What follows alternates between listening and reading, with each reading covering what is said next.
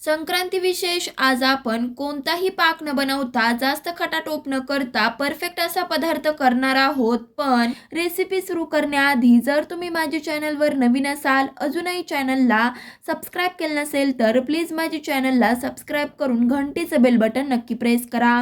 चला तर रेसिपीला सुरुवात करूया. तर त्यासाठी मी इथं काय केलंय, 1 वाटी पांढरे तीळ घेतले आहेत. आता आपण हे घेतलेले तीळ कढईमध्ये घालून मंद आचेवरती खमंग असे भाजून घेऊ.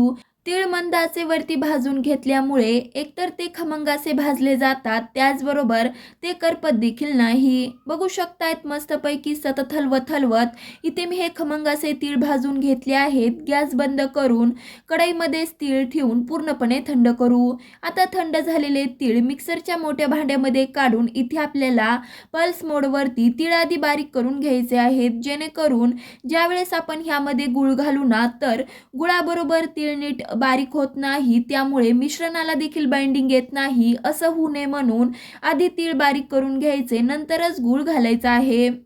बघू शकतायत पल्स मोडवरती 2 ते 3 वेळा फिरवून इथे मी हे तीळ बारीक करून घेतले आहेत. आता आपण ह्यामध्ये 1 वाटी तिळासाठी 1च वाटी बारीक केलेला गुळ घालून तो सुद्धा पल्स मोडवरती 2 ते 3 वेळा फिरवून तिळामध्ये छानपैकी असा मिक्स करू.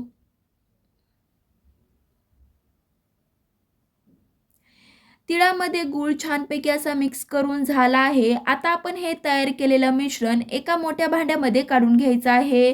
पण त्याआधी तुम्ही बघू शकतायत इथे आपण तुपाचा वापर केला नाही, कोणताही पाक बनवला नाही, तरी सुद्धा मिश्रणाला नीट बाइंडिंग आला आहे. तर मिश्रणाला नीट असं बाइंडिंग येण्यासाठी एकतर तीळ आधी नीट बारीक करून घ्यायचे. मुख्य म्हणजे इथे आपल्याला जो गूळ वापरायचा आहे ना तो चिक्कीचा वापरायचा, जेणेकरून पाक न बनवता किंवा 1 ते 2ही थेंब तुपाचा वापर न करता तरी सुद्धा आपल्या मिश्रणाला बाइंडिंग येईल. बघू शकतायत मिक्स करून छान असं घेतलं आहे. लगेचच आता आपण लाडू वळू.